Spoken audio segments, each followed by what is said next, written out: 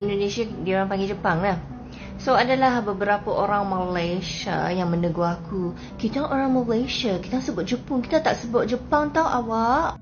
Kita sebagai orang Cina, kita cakap sajalah bahasa Cina.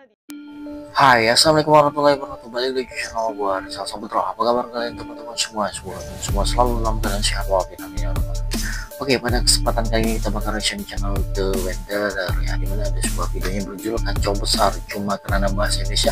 Netizen Malaysia suruh warga keturunan Cina pindah negara guys. Nah, seperti apa videonya, kita langsung saja reaction videonya. Tapi sebelumnya jangan lupa dukung channel ini dengan cara tombol subscribe ya guys. Kita langsung aja check it out.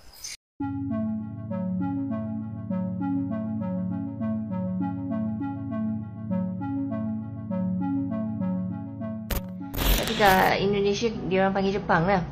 So adalah beberapa orang Malaysia yang menegur aku, kita orang Malaysia, kita sebut Jepun, kita tak sebut Jepang tau awak.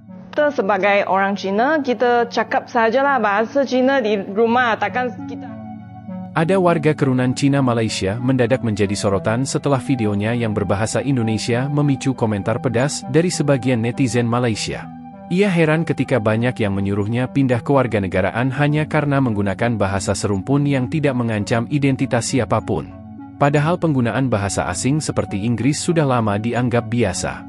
Namun ketika bahasa Indonesia muncul, sensitivitas sebagian orang tiba-tiba meningkat. Warga Cina Malaysia turut menjelaskan bahwa banyak dari mereka tumbuh tanpa paparan bahasa Melayu yang kuat. Polemik ini menunjukkan bahwa isu bahasa lebih dipengaruhi dinamika sosial kompleks, bukan soal nasionalisme sempit. Aku ada satu post ni, aku sebut Jepun pakai Jepang. So in Malaysia kita panggil lah Jepun. Ada je yang gede-gede panggil Nihon. Tapi kat Indonesia diorang panggil Jepang lah. So adalah beberapa orang Malaysia yang menegur aku, kita orang Malaysia, kita sebut Jepun, kita tak sebut Jepang tau awak. So aku sebut Jepang kan, kau faham kan? Jepang tu apa? Apa masalah dia? Saya bukan sedang berpidato di peringkat antarabangsa. Saya bukan sedang bertanding dalam bahasa Melayu. Ni konten dalam TikTok je, kau faham-faham je lah. Benda macam tu pun kau nak polisi, astaga. I learned a lot of bahasa Indonesia when I was playing Mobile Legends. There's a lot of toxicity between Malaysian and Indonesian player back then, but there are also some very nice Indonesian friends that I know from Mobile Legends. Bukan itu saja, saya juga pernah ke Palembang, nak pergi Bali, tapi Bali mahal. So I pergilah Palembang. And to be honest, a lot of the country that I've been before, Palembang, Indonesia, I speak for the area that I went to. I cannot speak for the entire Indonesia. But the area that I went to shows me that Indonesians are pretty much very friendly people, especially the elderly. And they are very willing to help yang kat street tu. And because bahasa Melayu dengan bahasa Indonesia is quite close, right? It's very easy for us to understand each other. In Indonesia, we panggil kamar kecil. You know, things like dikit-dikit. You know, bisa, tak bisa. Belajar je lah, apa salahnya? You learn extra thing. Celik sikit. Nampak sangat kau tu makhluk yang memang tak ada campur-campur dengan orang lain. Orang Malaysia pakai baju kurung dengan baju kebaya tau, bukan abaya. Ramai juga orang Malaysia kat Facebook, kat TikTok pakai nama Jepun. Kau pergilah polisi semua tu. English hospital, Malaysia hospital, Indonesia rumah sakit. Baru ku tahu rumah itu sakit.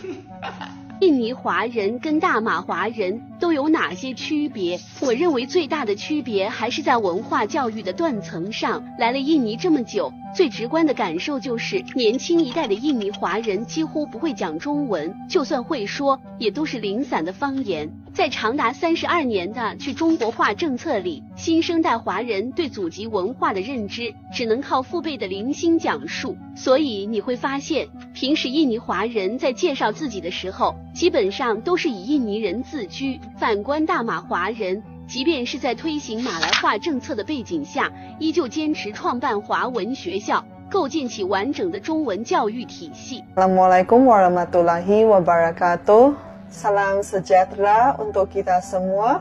Shalom, Om Swastiastu, Namo Buddhaya, dan salam kebajikan. Sesuai tema hari ini, saya mau membahas kenapa aku gak diperbolehkan untuk ngomong bahasa Indonesia di channel saya. Kan namanya juga channel saya, channel Aiwipan. Itu I nak cakap bahasa Indonesia itu kan suka hati I. Lu mau kontrol apa ke? Kau makcik bawang ke? Nah, sekarang I kasih mic kat you cakap lah. You nak you nak cakap kenapa I tak boleh cakap bahasa Indonesia, itu kan suka hati I. Kau tinggal kat pantai ke? Itu daerah kau kepo luas sangat ke?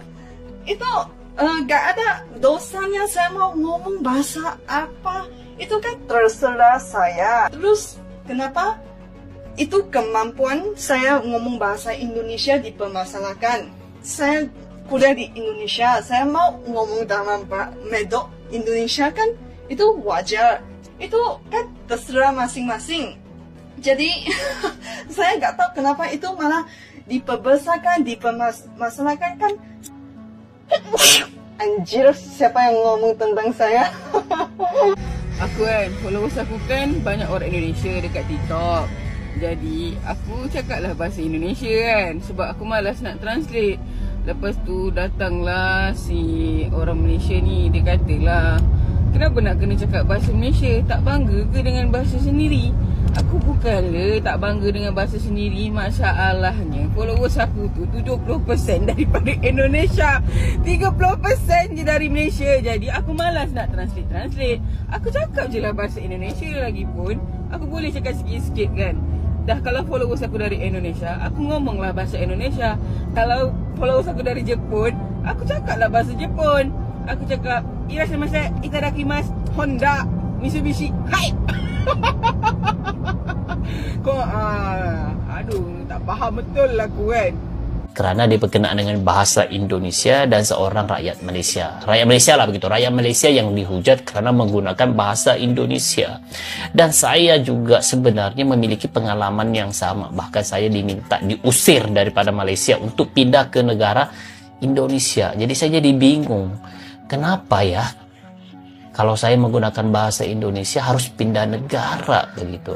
Jadi orang-orang lain yang menggunakan bahasa Inggris, bahasa-bahasa Asia yang lain, kenapa dipuja-puja begitu? Kenapa kalau menggunakan bahasa Indonesia bahkan disuruh pindah negara, guys? Jadi aneh sekali. Satu sebab kebanyakan orang Cina tak boleh cakap bahasa Melayu sebab kita sebagai orang Cina, kita cakap sajalah bahasa Cina di rumah. Takkan kita akan cakap bahasa Melayu di rumah kan? Ya. Macam orang Melayu, orang India, kamu pun cakap kamu punya bahasa mah. So inilah sebab kita tak boleh cakap fasih bahasa Melayu. Ataupun kosakata dalam tamu dewan, mestilah bahasa tersebut tidak ada dalam bahasa Melayu. Maka boleh kita pinjam dari bahasa Inggeris, bahasa Tamil atau beberapa bahasa. Jadi perkataan ketimbang dah ada. Kemudian satu kepelikan juga berlaku. Ini ramai pelajar pada sini. Saya Hulu dapat Terengganu. 2-3 Hulu Terengganu. Saya tak ada masa. Sorry. Nak tanya penjelasan satu saja. Apa masalahnya dengan menggunakan bahasa Tamil dan bahasa Cina kalau itu adalah bahasa ibunda kita? Tak. Betul. Tak. Adakah perikatan nasional? Okey, duduk saya jawab. Tanya. Saya jawab. Duduk, saya jawab. Maksudnya ialah punca perpaduan ialah menggunakan satu bahasa. Tengok di Singapura, tengok di Indonesia. Jauh tu. Okey, saya pergi kepada satu kepelikan yang berlaku. Adakah Hulu Terengganu bermaksud menggunakan bahasa ibunda sendiri akan memecah belahkan masyarakat? Bukankah hakikatnya ramai anak-anak kita daripada kalangan orang Melayu masuk ke sekolah Tamil dan sekolah Cina? Maksud apa maksud? Saya mohon penjelasan. Penjelasannya ialah untuk memadukan bangsa. Adanya perikatan nasional akan pecah belahkan kita. You masa bahas, you bahaslah. No, saya tanya penjelasan. Adakah perikatan nasional menentang bahasa Tamil dan bahasa Cina? Itu pendirian perikatan nasional. Dia bukan menteri. Saya minta menteri jawab. Bukan Jutun jawab. Bukan menteri. Tapi adakah itu pendirian perikatan nasional? Jawab. Kenapa menentang bahasa Tamil dan bahasa Cina? Kenapa? Bengok nak faham. Ini bengok nak faham. Yang betul, satu kepelikan juga.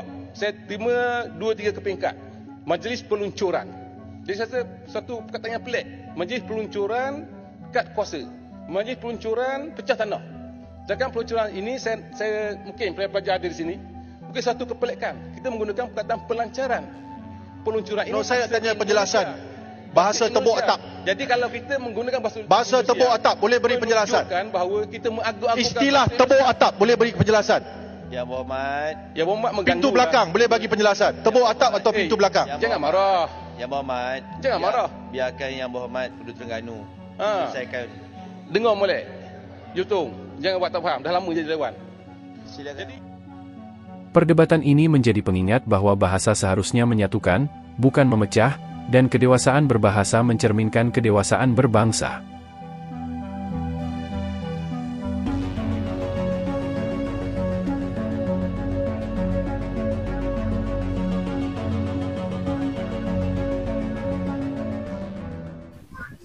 Oke teman-teman semua, jadi bahasa Indonesia ini merupakan bahasa yang udah diakui di dunia ya. Jadi bahasa yang terdaftar di UNESCO. Jadi warga negara Malaysia ini agak sensitif ya apabila ada warga negaranya menggunakan bahasa Indonesia. Seperti yang dijelaskan tadi, salah satu warga negara Malaysia yang keturunan Chinese itu menggunakan bahasa Indonesia langsung diserang ya oleh netizen Malaysia sendiri, bahkan disuruh pindah negara. Jadi sedikit agak kocak ya. Memang negara Malaysia, negara tetangga kita ini pengen mengajukan bahasa Melayu ya menjadi bahasa kedua Asia, namun belum kesampaian ya. Jadi mereka mengklaim bahwa bahasa Indonesia itu adalah bahasa Melayu ya. Jadi mereka, sedangkan apabila menggunakan bahasa ibu ya dari bangsa-bangsa yang ada di Malaysia seperti India, Tamil, Cina, itu tidak dipermasarkan, apalagi menggunakan bahasa Inggris ya, itu tidak pernah dipermasarkan. Tapi apabila menggunakan bahasa Indonesia, mereka langsung protes dan merasa tidak senang. Oke, buat teman-teman, gimana menurut kalian tentang video kita reaksi tadi? Silahkan kalian tinggalkan di kolom komentar. Saya mohon maaf jika ada salah-salah. Wassalamualaikum warahmatullahi wabarakatuh.